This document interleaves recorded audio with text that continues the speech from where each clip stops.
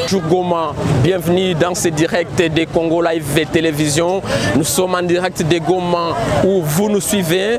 Nous sommes précisément au quartier Ndosho, au nord de la ville de Goma. Vous les constatez, vous les voyez derrière moi. Ce sont les éléments de la police nationale congolaise qu'on a déployés ce matin pour disperser les militants de l'INC qui barricadaient la route pour réclamer voilà, la libération de leur leader, voilà, Vital Kamerhe, arrêté depuis la semaine dernière pour détournement par rapport au fonds alloué aux 100 jours du chef de l'État. Et aujourd'hui, on a déployé les éléments de la PNC, la police nationale congolaise, elle est là pour tenter de disperser les manifestants qui barricadent la route. Pierre qu'on a barricadé sur la chaussée, sur la route nationale numéro 2. Et là, vous voyez, ce sont les éléments de la PNC qui tentent de disperser les manifestants. Alors, nous allons faire des interviews. On va interroger les deux manifestants, certains manifestants qui vont donner leur point de vue. Pourquoi ils ont voulu barricader la route? Pour quelle impression? Pendant que c'est une route construite pour la population de Goma. Et vous le savez, c'est une question de justice. Maintenant, pourquoi les manifestants, pourquoi les militants de l'INC veulent se gérer dans cette question de justice pendant qu'on sait que c'est une affaire qui est au niveau de la justice? Vous le voyez, la police tente de ramener l'ordre pendant que ces jeunes voulaient manifester et voulaient barricader la route. Suivez les impressions de la population par rapport à cette agitation à Goma, à l'est de la République démocratique du Congo. C'est Frédéric Biamungu. Alors, monsieur Frédéric, qu'est-ce qui s'est passé ici au quartier? Bon, on était ici, à un moment donné, on a constaté les membres, les gens de l'INC, les membres des partis de l'INC, des partis de Vital Kamerhe, ils ont venu en train de revendiquer la libération immédiate de Vital Kamerhe. C'est ce qui est à la base comme marche, comme les marches qu'ils ont fait aujourd'hui. Ils ont fait quoi ces manifestants? Bon, les manifestants ont fait ce qu'ils doivent faire pour, comme devoir des militants envers son chef. Ils ont venu faire barricader la route, valiter à Madjiwe, vali perturber Mugine Yote. Toute la ville était paralysée à cause de la revendication de Vital Kamerhe. Et après, c'était quoi la suite? Bon, à un moment donné, on a vu bon nombre de policiers. Ils ont venu avec bien armés vraiment. Bon, c'est comme si vraiment ils étaient dans une chasse de l'homme. Ils ont venu vraiment, malheureusement, je ne sais pas si la prudence ou quoi, mais ils ont trouvé la route est barricadée, ils ont manqué là où ils passer. Et lorsqu'ils ont manqué l'endroit où passer, à ce moment-là, l'endroit était déjà bloqué par les membres qui veulent revendiquer la libération de Vital Kamerhe, et ils ont quand même évacué. Les policiers sont arrivés, ils ont dispersé les manifestants. Et bon, malheureusement, on n'a pas même frappé, il n'y avait pas même le coup de balle, mais ils ont constaté que la route est barricadée. Maintenant, lorsqu'ils ont trouvé qu'il n'y a pas le chemin, à ce moment-là, que les membres de l'INC sont partis. Et vous personnellement, en tant qu'habitant de Goma, comment est-ce que vous analysez cette arrestation et la détention de Kamerhe? Bon, moi je pense qu'on a arrêté M. Kamerhe dans une voie qui n'est pas normale. Parce que selon les procédures normales de la justice, M. Kamerhe, il peut être chez lui et entre-temps en résidence surveillée, on peut l'appeler tout le temps pour venir comparaître. Mais malheureusement, on n'a pas pu faire ça. C'est pour cela on ne sait pas si la justice est politisée, je ne sais pas si le dossier est politisé, on ne sait pas au juste c'est quoi. Mais nous, en tant que les partisans de la paix, en tant que les membres aussi, en tant que les gens qui aiment toujours la paix, on déclare que M. Kamerhe puisse être quand même libéré. Je m'appelle Mio Bitsibo Jean, habitant de Ndosho, quartier Ndosho, avenue de la Carrière numéro 3. Jean, qu'est-ce qui s'est passé dans ton quartier ici?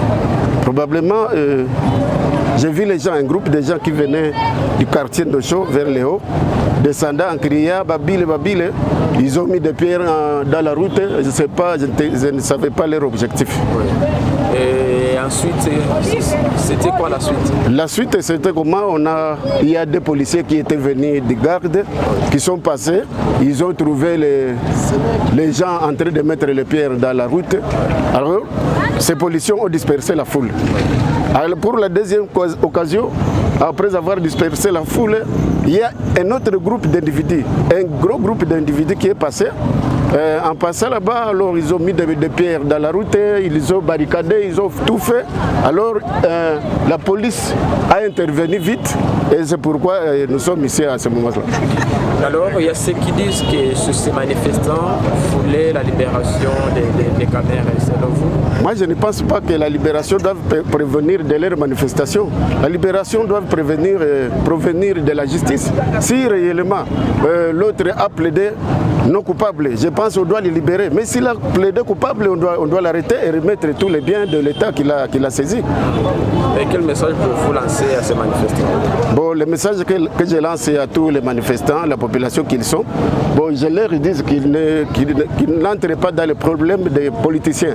Parce qu'ils sont des apolitiques, ils ne sont pas des politiciens, qu'ils attendent voir la suite de la justice. Si leur candidat ou bien leur leader sera relâché, ça dépendra de la justice qui va trancher la situation. Qu'il soit calme. Merci beaucoup. Jambo sana. Jina langu Bofkere Christophe. Uko nani? Mimi niko mwalimu.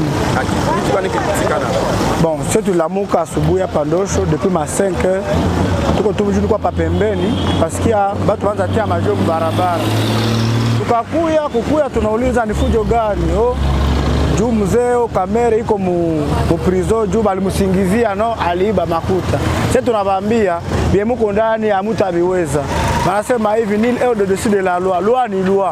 Nasema hata wiko vile nyie mko aleta pa fujo, hata ilikuwa kama vile mkukwaka kwenye fujo ilikuyaka. Tunawaambia hii ya kuleta hivi mafujo hivi haiko bien. Mna situation tunapitia ndani, ni situation ya mbaya sana ya magonjwa ya corona. Sasa mkishaleta matrupement hivi watu amojua mtu meko na malaria atakuwa directement anatuvamia, sisi tutapata malaria mwi quartier yetu ya Ndosho. Sisi tukawakonseiller mwache fujo wakakatala, ndio wakatia majiwe. Mais sisi tukawakonseiller kama mwalimu ile makuta, donc mtu amemsingizia kibia mtu akufanya, donc ile walifanya vile kama ni Vital Kamerhe iko deja antoro, na kama leo inasema ingie mprison, yeye msilete fujo, mtunge muangalie kama situation itakuwa namna gani. Kama kuiba watamrudisha, na kama aliba basi atabakia mprison. Ndio fujo imekuwa pale papa. Turi ya kwanza wanakiwa wanaleta majiwe, polisi inakuya inawafukuza. Turi ya pili tena wanakuya hivi hapa. Sasa imekuwa turi ya tatu, wakatia tena majiwe. Ndio tunaangalia polisi inakuya inatusaidia, tunatusha majiwe barabara. Kwa walifunga. Bon, walifunga motari mwana alikuwa anapita, akipima intervenu ndio wakamkamata. Mimi sasa wamemwachilia, mimi wamefunga ndio mwingine masona alikwenda mkazi naye akaanza tia pima kinywa ya anajigamba naye nani pomba, ndio wamemkamata, ndio mwenye wameenda naye sasa. Sasa message kana sema unaweza ambia kule kwa manifester. Bon, yako manifester message anapasha tia pale. Nasema bon, aparama kwanza sisi sema nasemea mtu na neche mtu. Tuko kwanza aparama tuko na president mwenye uko bien, hapendi desordre. Kama unatia desordre, juu yeye peke anasema wanachikamataka sio hapo ni wangufu, si ndio bamokolo mboka ba ville. President yeye peke kwa sema mkamate mtu kama kwa desordre, bakukamata wakutie ndani. Na tunafurahia kwanza engagement na majizima za president kunatia kutuletea kutushia ma desordre zimazimoya. Vraiment tunamfeliciter sana. Na bako leta mafujo, tunamwambia vraiment bajikaze waache fujo.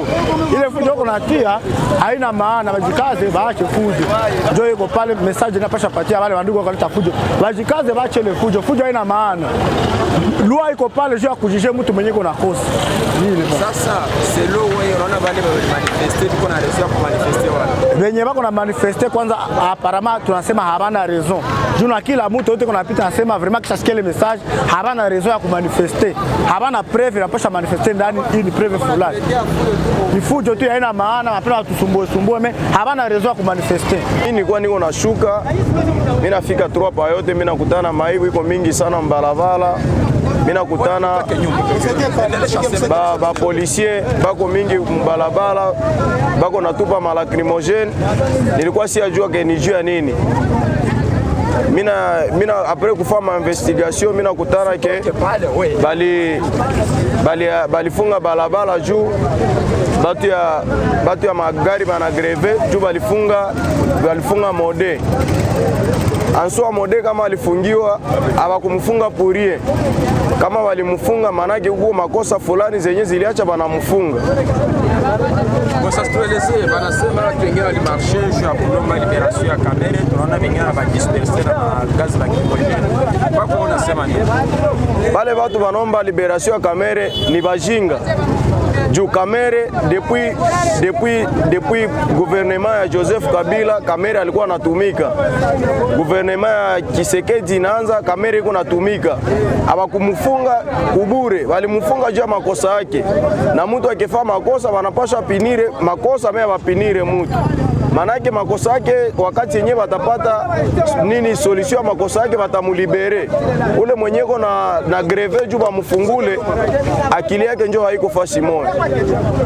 Sasa unaweza kufanya nini sawa wewe mkaji wako?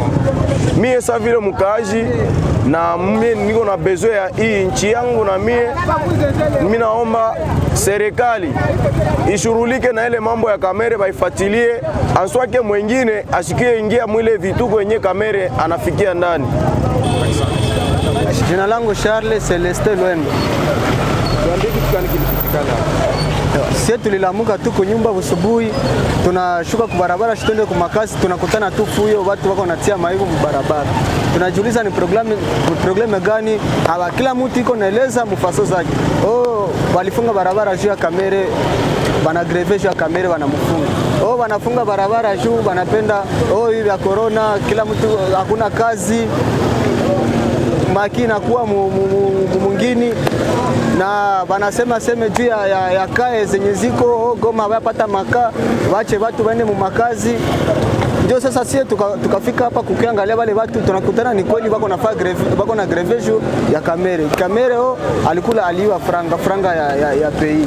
Sasa sisi tunaambia wale watu waache fuyo ya kutia maibu mu barabara. Kamere alikula franga iko kule mungazi za juu. Kama wanapenda walete fuyo, waende fanizia fuyo kule mungazi zabo za juu. Siku alikula franga, si hatukukua kako. Kinzi walikula franga kule mu generation yabo, acha wakulia franga abo tu kule. Mimi batache fuyo mu quartier Ndosho yetu, kwanza sie hatupendake fuyo. Ndio problem yenyewe iko hapa sasa inajitokeza. Sasa sura yake Kamere ni leader wako, wanaweza reclamer la liberation yake. Wewe unaona namna gani? Kamere ni leader wao. Haiko leader wa watu yote. Mwenye ni leader yake ndio mwenye anasenda fama magreve kule.